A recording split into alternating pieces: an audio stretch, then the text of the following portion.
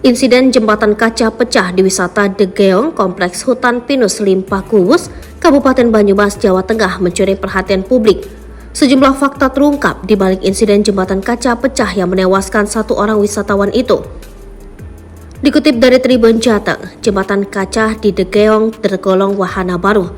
Jembatan kaca dibuka untuk umum pada bulan April 2023 lalu atau saat Idul Fitri 1444 Hijriah.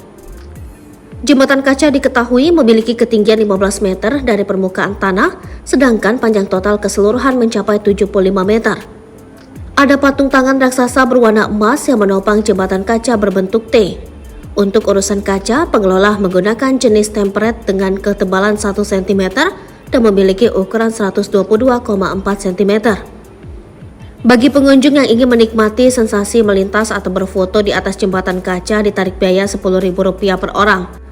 Informasi tambahan, jembatan kaca di Degeong memiliki spesifikasi yang sama dengan jembatan kaca di Baturaden. Karyawan wahana jembatan kaca, Angga, menjelaskan sebelum insiden dirinya sempat mengecek kondisi wahana. Ia bersaksi kondisi jembatan kaca dalam keadaan baik. Nggak ada keretakan sama sekali karena setiap hari kami sapu dan pel kacanya sekalian dicek ujarnya. Angga melanjutkan, meskipun diberi tugas menjaga, ia tidak mengetahui kapasitas kekuatan jembatan.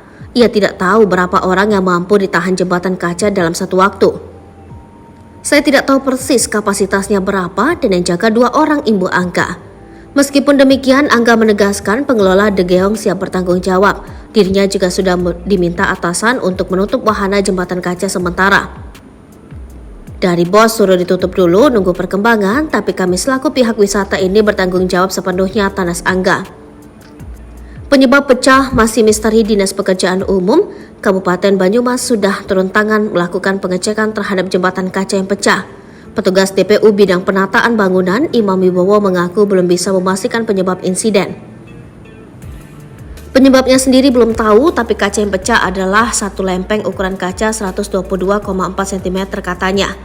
Imam menambahkan pihaknya akan melakukan pendalaman termasuk meminta keterangan pengelola. DPU belum mengetahui batas maksimal berapa orang yang diperolehkan berada di atas jembatan kaca. Kita akan ukur ketebalan secara detail dan tiap kaca beda perlakuan sendiri, apakah pecahnya jadi serpihan atau lempengan, tegas Imam. Sementara itu, Kapolresta Banyumas Kombes Edi Suranta Sitepu menyebut polisi telah menutup wahana ini dengan memasang garis polisi.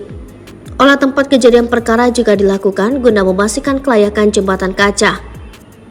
Apakah dilihat dari kajian ini jembatan layak atau tidak, kata Edi.